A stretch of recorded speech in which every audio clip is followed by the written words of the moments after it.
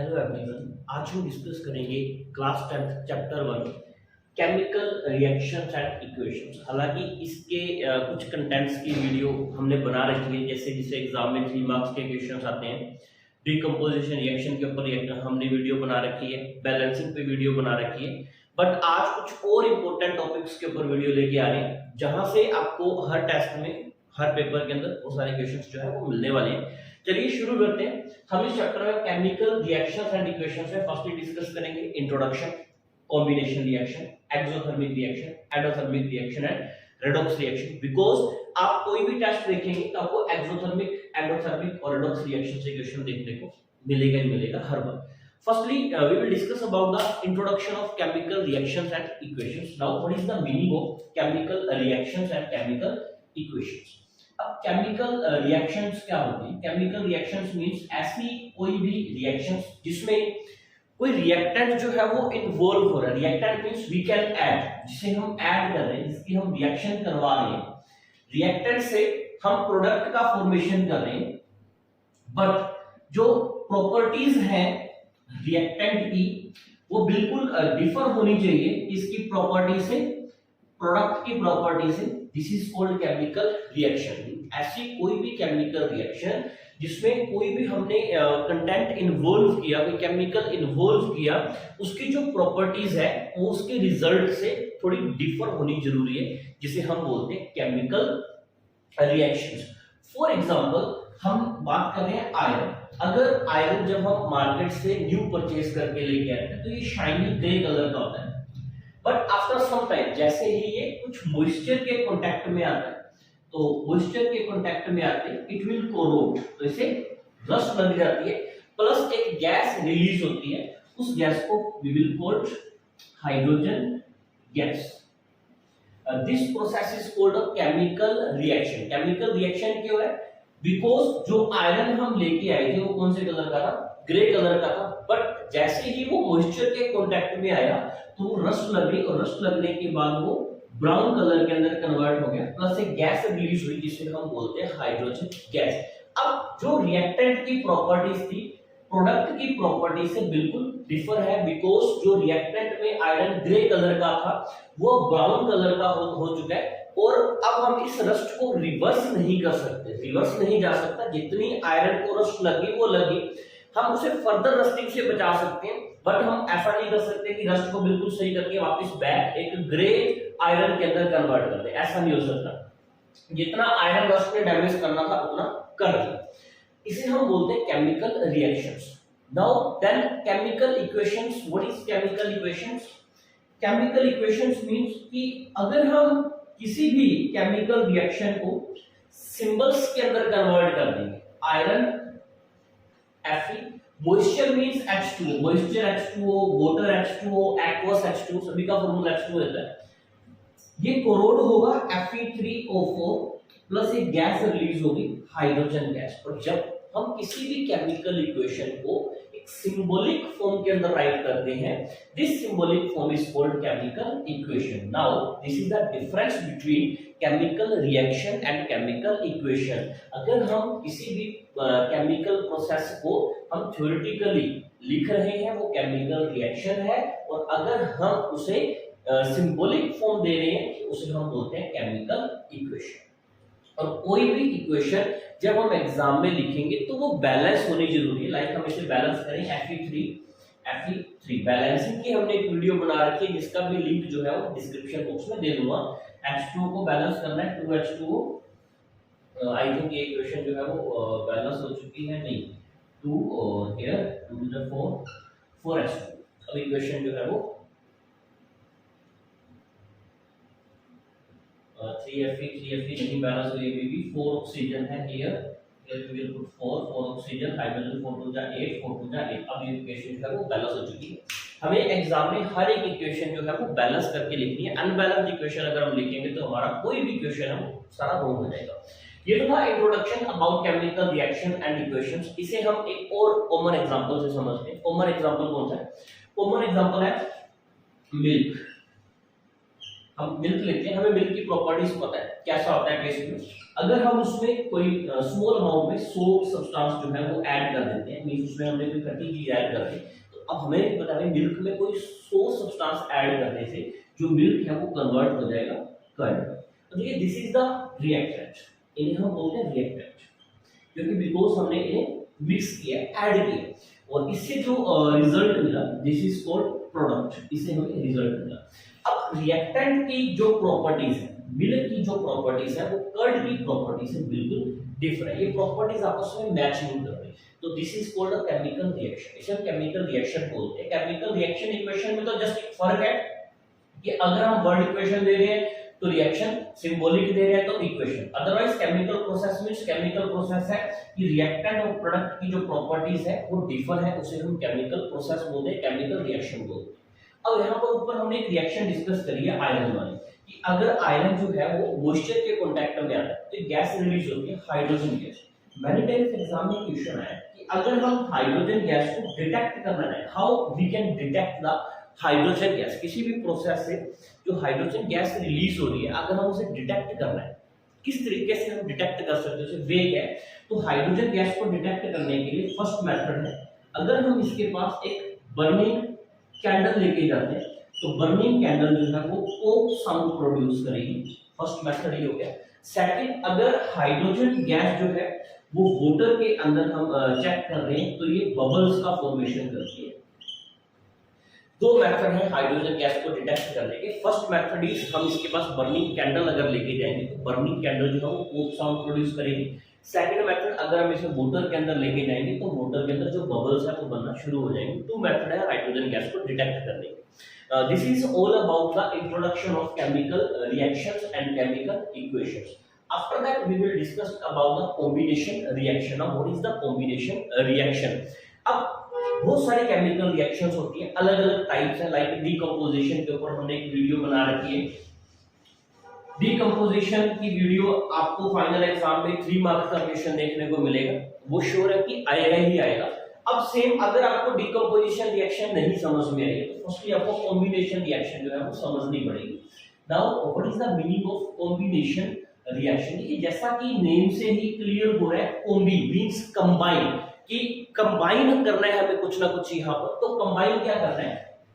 To or more substances make a single product. कि अगर हम दो या दो से ज्यादा, टू या टू से ज्यादा सब्सटेंसेस को कंबाइन करेंगे, आफ्टर दैट कंबाइन करके जुड़ के वो एक ही प्रोडक्ट का फॉर्मेशन करता है, उसे हम बोलते हैं combination reaction. To or more reactant या two or more substances make a single product is called combination reaction. For example, अगर हम water, hydrogen, two molecules of hydrogen, two molecules of oxygen को कंबाइन करते हैं तो it will form 2H2, balance करके two molecules combine होकर एक single product का फॉर्मेशन कर रहे हैं।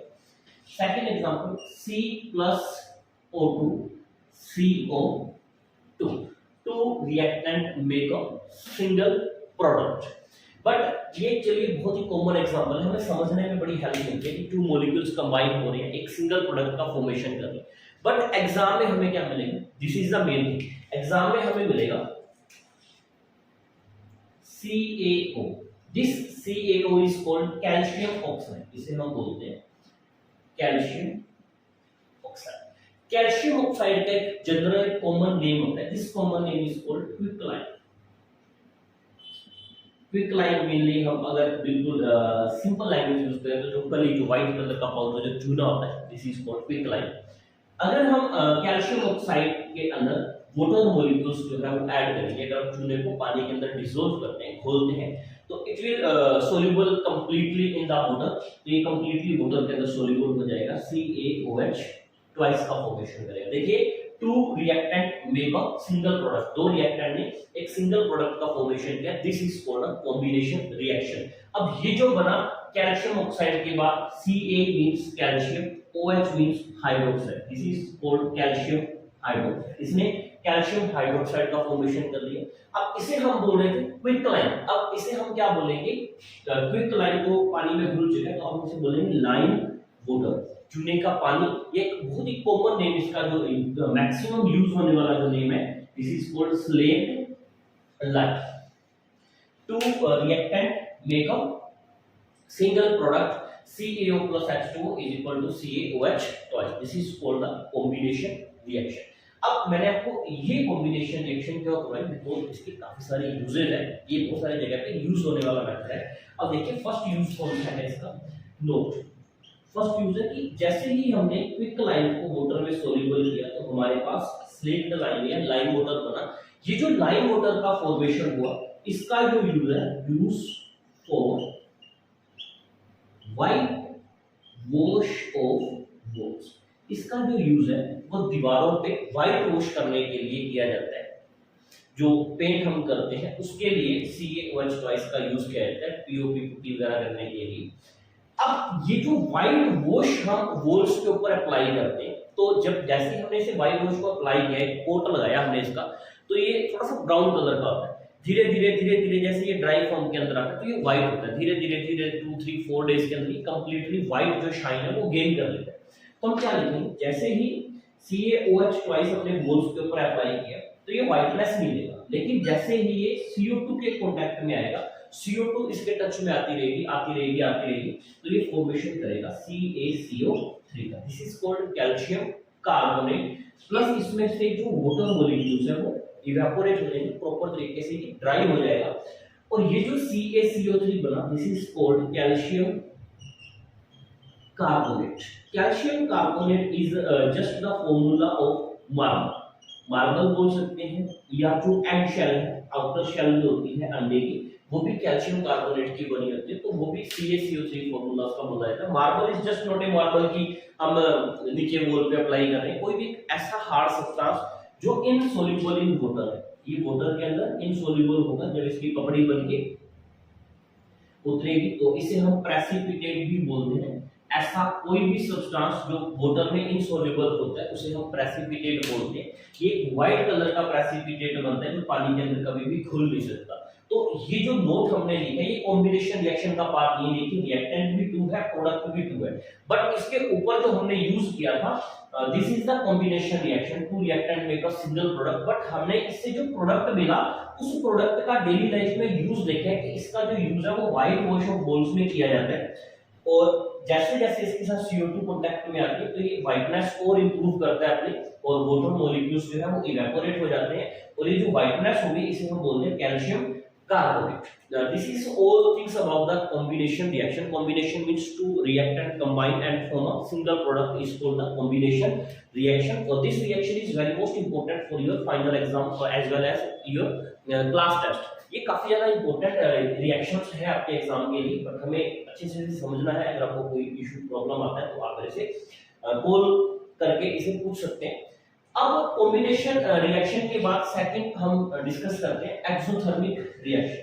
अब एक्सोथर्मिक रिएक्शन हालांकि कॉम्बिनेशन के अंदर जो एग्जांपल हम डिस्कस कर रहे हैं वो हम एक्सोथर्मिक के अंदर कर सकते हैं, बट हम स्पेसिफिकली एक्सोथर्मिक को डिस्कस नहीं करेंगे। हम एक टेबल बनाएंगे जिसमें हम एक्सोथर्मिक और एंडोथर्मिक दोनों को पैरेलल जो है वो डिस्कस करने वाले हैं।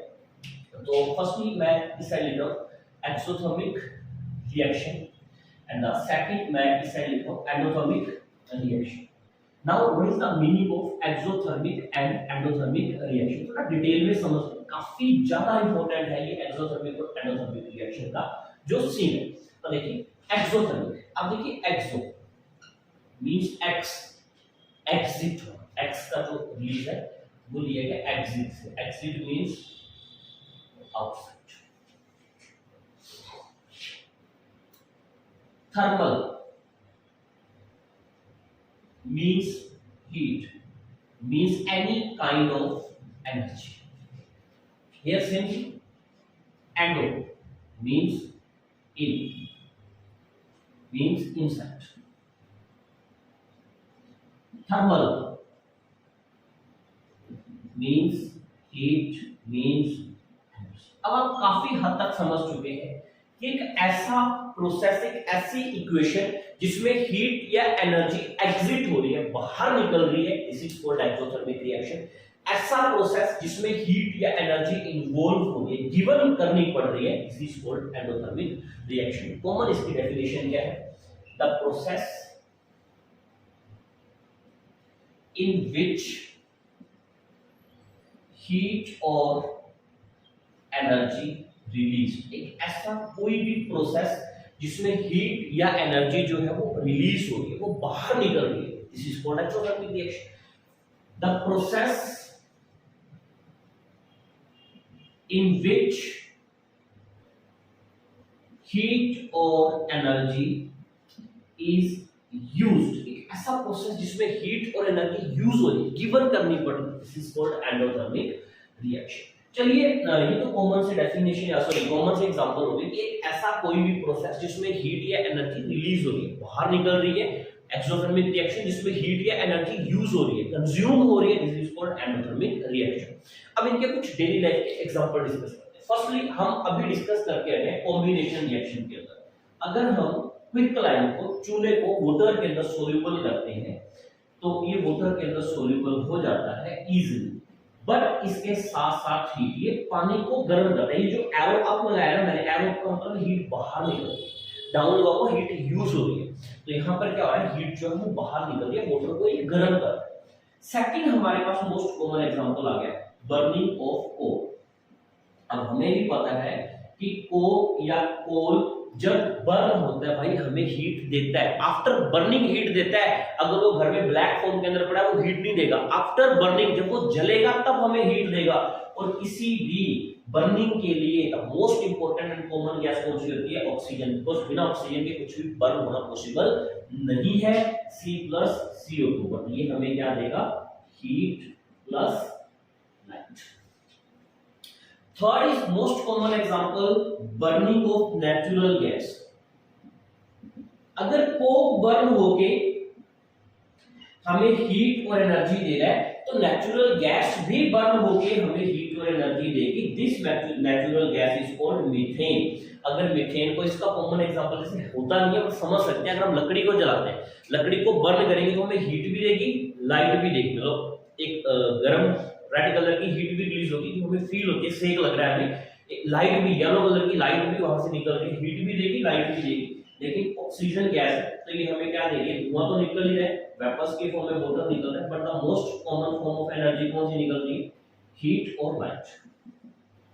यहां से क्वेश्चन है कि ऐसे टू एनर्जी के नेम बताइए जो एक्सोथर्मिक रिएक्शन से रिलीज होगी। तो टू कौन से हो गए? एक हीट हो गया और एक light. Both are different things, ये सेम नहीं है, दोनों अलग अलग है। हीट एक अलग चीज है, लाइट एक अलग चीज है। जैसे ही हम मीथेन गैस को बर्न करते हैं तो टू टाइप्स ऑफ एनर्जी जो है वो रिलीज होगी, एक हीट रिलीज होगी और एक लाइट रिलीज होगी। ये हमने 3 कॉमन एग्जांपल्स डिस्कस किए। अब आ गया fourth most important example. Fourth most important कौन सा एग्जांपल आ गया? Respiration. Respiration is an exothermic reaction. जो रेस्पिरेशन है वो एक एक्सोथर्मिक रिएक्शन है। एंड हाउ रेस्पिरेशन जो है वो एक्सोथर्मिक रिएक्शन कैसे है, इसे डिस्कस करते हैं कि भाई रेस्पिरेशन एक्सोथर्मिक रिएक्शन कैसे है। अब हम सभी ने फूड लिया, लाइफ प्रोसेस में डिस्कस किया, फूड से हमें जो मेन प्रोडक्ट मिला वो ग्लूकोज है जो हमारे ब्लड में चला गया। फिर हमने रेस्पिरेशन में देखा कि भाई उस फूड के ऊपर ऑक्सीजन आके अटैक करती है, तो ग्लूकोज पे कौन अटैक कर रहा है? ऑक्सीजन। जैसे ही फूड पे ऑक्सीजन आके अटैक करती है तो हमें वहां से क्या मिलती है? एनर्जी।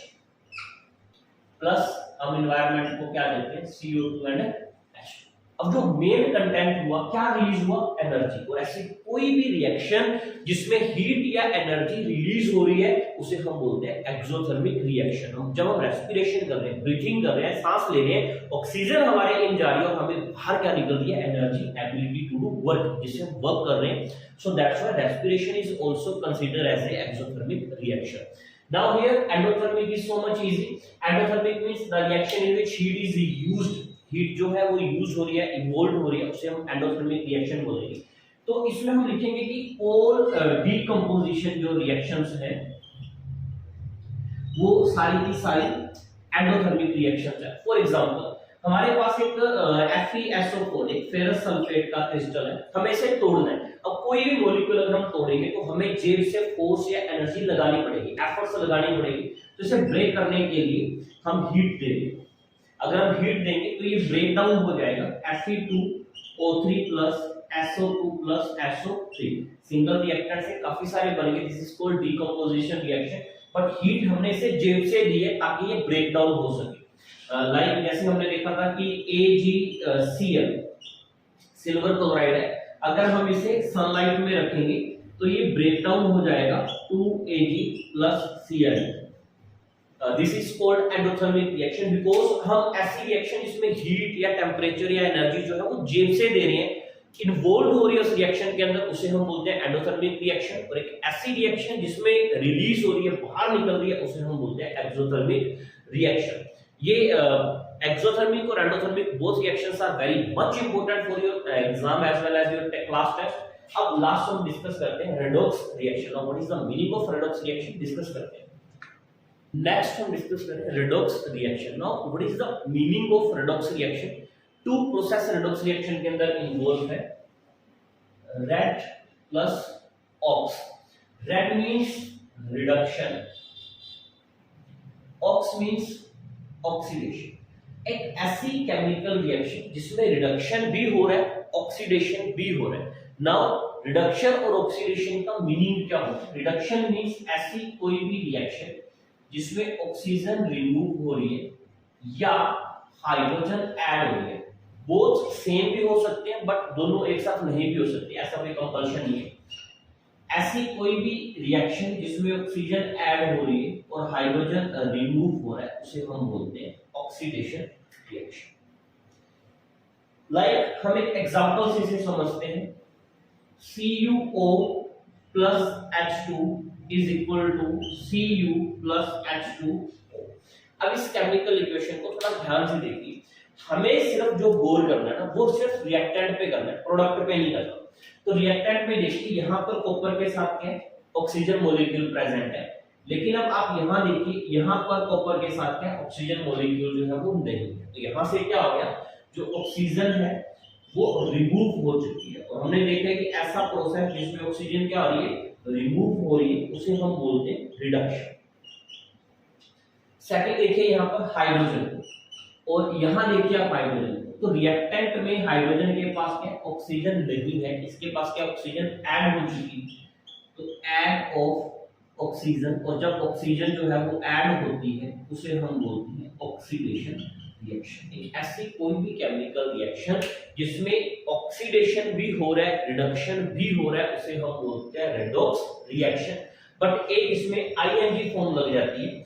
जिस मॉलिक्यूल का रिडक्शन हो रहा है बेटा उसे हम बोलेंगे ऑक्सीडाइजिंग एजेंट, और जिस मॉलिक्यूल का ऑक्सीडेशन हो रहा है उसे हम बोलेंगे रिड्यूसिंग एजेंट। ये जो ऑक्सीडाइजिंग एजेंट और रिड्यूसिंग एजेंट है, ये थोड़े से अपोजिट नाम पड़ जाते हैं, बट ये सिर्फ और सिर्फ हमें ना रिएक्टेंट के अंदर देखना है, प्रोडक्ट के अंदर हमें ऑक्सीडेशन और रिडक्शन रिएक्शन से कोई मीनिंग नहीं है, कोई लेना देना नहीं है। सिर्फ हम जो भी ये बातें देखेंगे ये सिर्फ हम रिएक्टेंट वाली साइड देखेंगे। रिएक्टेंट साइड से ही हम ऑक्सीडेशन रिडक्शन को फाइंड आउट करेंगे, रिएक्टेंट साइड से ही हम ऑक्सीडाइजिंग एजेंट और रिड्यूसिंग एजेंट को फाइंड आउट करेंगे। ये कुछ मोस्ट इंपोर्टेंट टॉपिक्स थे जो केमिकल रिएक्शन इक्वेशंस के अंदर इन्वॉल्व थे, हमने डिस्कस कर लिए। बाकी इस चैप्टर के जो रिमेनिंग लिंक्स है वो मैं डिस्क्रिप्शन बॉक्स के अंदर ऐड कर दूंगा।